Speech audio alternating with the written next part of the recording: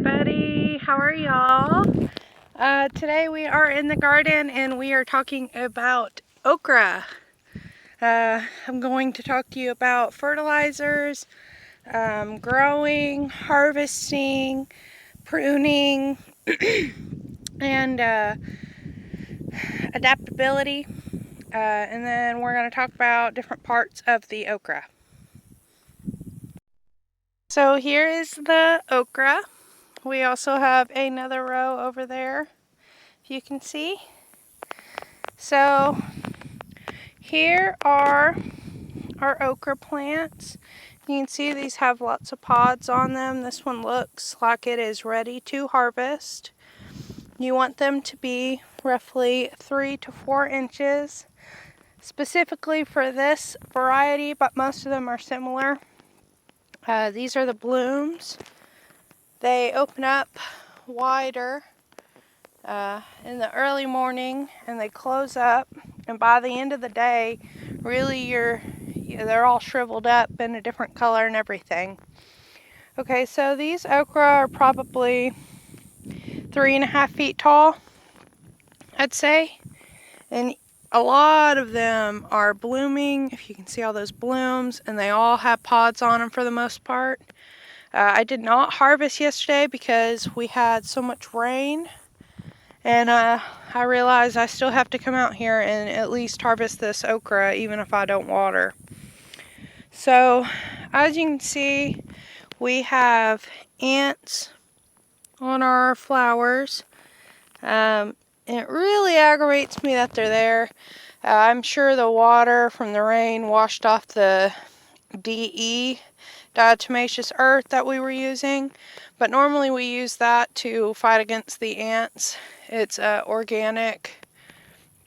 It's an organic practice. If you look right there, that is a dried up flower that I guess fell off and is now stuck. You can see another one there. But so let's talk about harvesting. Okay, so for me, the right time to harvest is at the latest, this length. Let me find a better one. At the latest, or actually I'd say this one's pretty dang perfect. 3 to 4 inches. You don't want them too long. Let me see if there's one that got too long. Yeah, this guy. This one's huge. You can see that one's more like 4.5 inches or so. And that is going to be too long to eat, really. But if you are only growing one type of okra, you can save those seeds. So if you notice that you accidentally have one that's a little too long, leave it on for another day, maybe 2, at most 2, and then cut it off. And when you cut it off, what you'll do is you'll dry. Oh, look at this really cool bee. You'll dry the okra pod out. And when it's time to harvest the seed from it, that okra will literally dry up and crack along these seams. And that's how you'll know that okra seed is ready. Your okra seed should be a dark color. It should be like a black, almost a black, a really dark brown to a black. And that's when you'll know those seeds are ready. So if you notice, we prune these okra. You see all these bare stems going down the row. And we trim up to the top maybe 6 inches to a foot, and then we just leave those top leaves on there. And as you can see, our okra are loaded with okra. And we're actually doing an experiment. Let me pop over to that okra bed. This is our younger okra bed. This end of the row is very unpruned. You can see we have not pruned it. There's leaves that go almost all the way down Step over this cabbage. Ugh. And the farther down we get, you'll notice there's more and more pruning.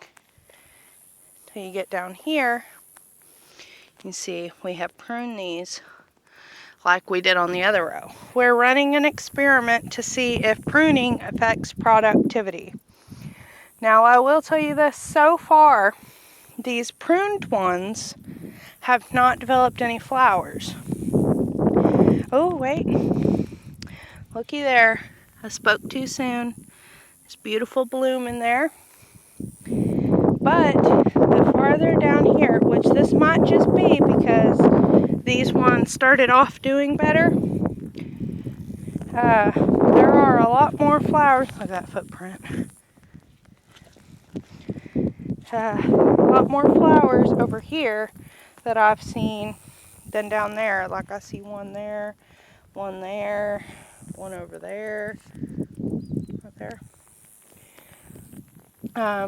But that's not necessarily going to dictate whether or not these will put more fruit on than the ones down the row.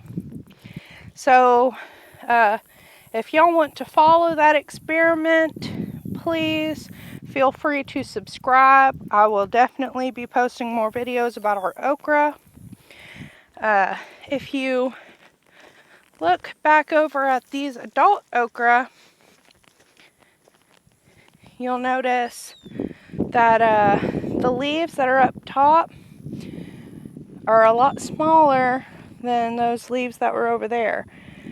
I don't exactly know why, not gonna lie. If you do know why, please let me know. I'm assuming it's because the leaves are younger. They've also been eaten on quite a bit by grasshoppers. But, okay, so fertilizer. So, okra really does not need much. What we have is we took literally our regular soil, which is a sandy loam, and we did 2 little, furrows, and we planted our okra seed about 6 inches to a foot apart. Probably a little closer than that, honestly. But our goal was we were going to thin it out. Because we trim, we didn't really have to thin it out. So we realized we could literally fit more okra on a row if we trim it up and still get a whole bunch of okra. And if you look over at this row over here, let me get us there. Okay, here we are. If you look at this okra over here, this is from a while back. We planted these at the beginning of spring. Some of them were trimmed too much. My husband and us were trying this experiment. Look, these barely have anything on them. But they are still giving us okra. You see those. And they are growing new leaves. So these ones, like down here, they started putting on suckers. Ooh, a lot of these look like they were eaten. Look at that. Well, they were putting on a whole bunch of suckers down at the bottom. You look at those. Those look like they were freshly eaten by something, probably a rabbit. We've had issues with those recently. But they're still putting on fruit, is my point. So there's not really a way to over prune your okra to where they are going to die unless you literally just take off every single leaf. And even then, they might still give you okra. Okay, so for fertilization, back to that point, sorry. For fertilization, we really just took some compost and put a little bit along the furrows over the seeds, and then watered until they sprouted every day. After that, we only watered every other day, and that compost so far has been the only thing we have put on these okra. So obviously they do not require very much. If there is any other questions, any topics that I did not discuss over this okra, please feel free to let me know.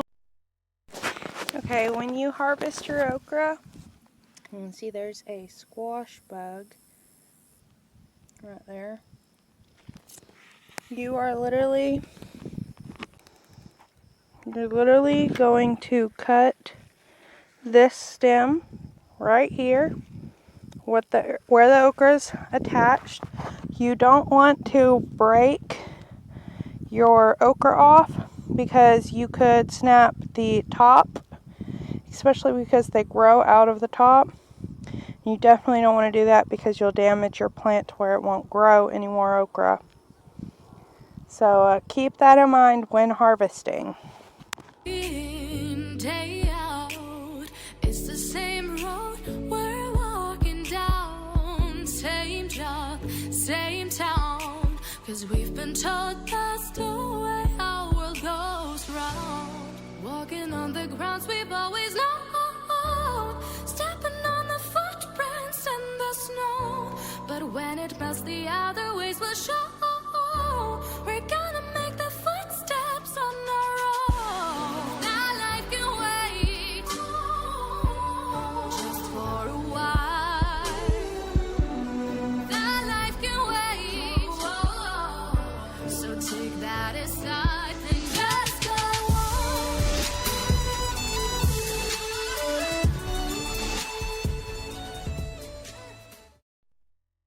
We really appreciate the comments and the subscribing, the sharing especially.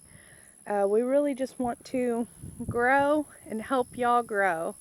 So please smash that subscribe button, hit the bell if you want to be notified for future videos, and grow some okra. We'll see y'all next time. Bye. the other ways will show.